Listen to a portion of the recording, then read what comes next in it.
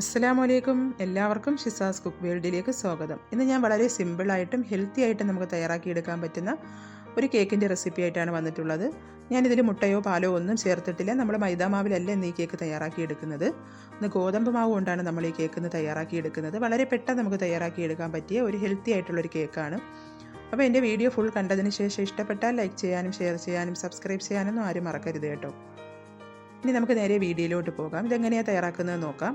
ഞാനിപ്പോൾ ഇവിടെ ഒരു കപ്പ് ശർക്കരയാണ് ഇവിടെ പൊടിച്ചെടുത്തിട്ടുള്ളത്. അതൊരു പാത്രത്തിലോട്ട് ഇട്ട് കൊടുത്തതിന് ശേഷം ഒരു കപ്പ് വെള്ളവും കൂടി നമുക്കൊന്ന് ഒഴിച്ചു കൊടുക്കാം. ആ ശർക്കര എടുത്ത അതേ കപ്പിൽ തന്നെ ഒരു ഗ്ലാസ് വെള്ളം കൂടി ഒഴിച്ചു കൊടുത്തിട്ടുണ്ട്. ഇപ്പോൾ അതിവിടെ ഒരുക്കി എടുത്തിട്ടുണ്ട്. ഇനി നമുക്കതൊന്ന് അരിച്ച് മാറ്റി വയ്ക്കാം. അപ്പോൾ അതിവിടെ അരിച്ചെടുത്തിട്ടുണ്ട്. ഇനി നമുക്കൊരു ബൗൾ എടുക്കാം. ഇനി ഇതിലോട്ട് ഞാൻ ചേർത്ത് കൊടുക്കുന്നത് ഗോതമ്പ് മാവാണ് ചേർത്ത് കൊടുക്കുന്നത്. ഒരു 1.25 കപ്പ് ഗോതമ്പ് മാവാണ് ഞാനിവിടെ എടുത്തിട്ടുള്ളത്. അതൊരു അരിപ്പിലോട്ട് ഇട്ട് കൊടുക്കാം. ഇനി അതിനുശേഷം ഞാനൊരു 1/2 ടീസ്പൂൺ ബേക്കിംഗ് സോഡയും ഒരു 1/2 ടേബിൾ സ്പൂൺ ബേക്കിംഗ് പൗഡറും ഒരു പിഞ്ച് ഉപ്പും കൂടി ഇട്ടതിന് ശേഷം ഒന്ന് അരിച്ചെടുക്കുന്നുണ്ട്. അപ്പോൾ അതിവിടെ അരിച്ചെടുത്ത് വെച്ചിട്ടുണ്ട്. ഇനി നമുക്ക് ഈ ശർക്കരയുടെ മിക്സ് കുറേശ്ശെ ഒഴിച്ചൊന്ന് ബാറ്റർ റെഡിയാക്കി എടുക്കാം.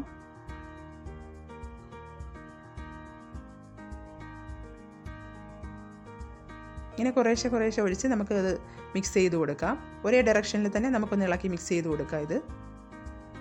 അപ്പോൾ അതിവിടെ ഞാൻ മിക്സ് ചെയ്തെടുത്തിട്ടുണ്ട്.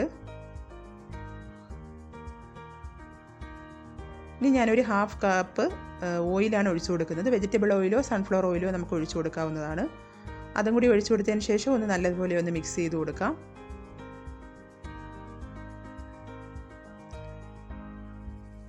ഇനി ഒരു 1/2 ടീസ്പൂൺ വാനില എസൻസും കൂടി ഞാൻ ഒഴിച്ചു കൊടുക്കുന്നുണ്ട്. അത് ഓപ്ഷണലാണ്, ഒഴിച്ചില്ലെങ്കിലും കുഴപ്പമൊന്നുമില്ല.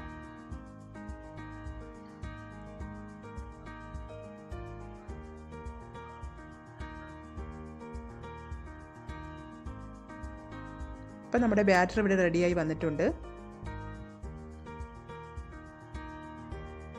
ഇനി നമുക്കൊരു കേക്ക് ടിൻ എടുക്കാം. അതിൽ ഞാൻ ഒരു ബട്ടർ പേപ്പർ വെച്ച് കൊടുത്തിട്ടുണ്ട്. ഇനി നമുക്ക് ഈ ബാറ്റർ അതിലോട്ട് ഒഴിച്ചു കൊടുക്കാം.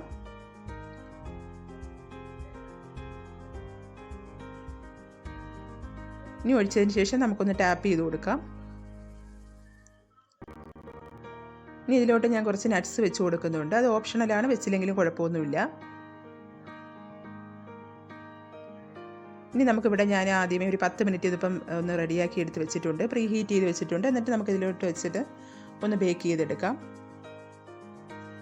നമുക്ക് ഈ അടപ്പിൽ ഞാൻ ഹോൾ ഉള്ളതുകൊണ്ട് ഒരു ഇത് വെച്ചിട്ട് അടച്ചു കൊടുക്കുകയാണ്.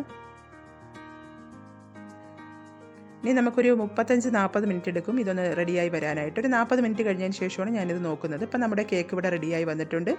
ഞാൻ വേറൊരു പ്ലേറ്റിലോട്ട് ഇത് മാറ്റിയിട്ടുണ്ട്. ഇത്രയേ ഉള്ളൂ. സിമ്പിളാണ്, നല്ല അടിപൊളി കേക്കാണ്, നല്ല ടേസ്റ്റാണ് കഴിക്കാനായിട്ട്. എന്നാൽ ഒരുപാട് ഇൻഗ്രീഡിയൻസ് ഒന്നും ഇതിന് ആവശ്യവുമില്ല.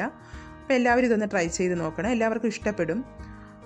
പെട്ടെന്ന് തന്നെ തയ്യാറാക്കി എടുക്കാനും പറ്റും.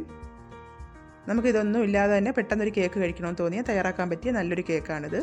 വളരെ ഹെൽത്തി ആയിട്ടുള്ളൊരു കേക്കുമാണ്. അപ്പോൾ എല്ലാവരും ഇതൊന്ന് ട്രൈ ചെയ്ത് നോക്കണം. അപ്പോൾ എൻ്റെ വീഡിയോ കണ്ടതിന് ശേഷം ഇഷ്ടപ്പെട്ടാൽ ലൈക്ക് ചെയ്യാനും ഷെയർ ചെയ്യാനും സബ്സ്ക്രൈബ് ചെയ്യാനൊന്നും ആരും മറക്കരുത് കേട്ടോ. അടുത്ത പ്രാവശ്യം നല്ലൊരു റെസിപ്പി ആയിട്ട് വരാം. Okay, thank you.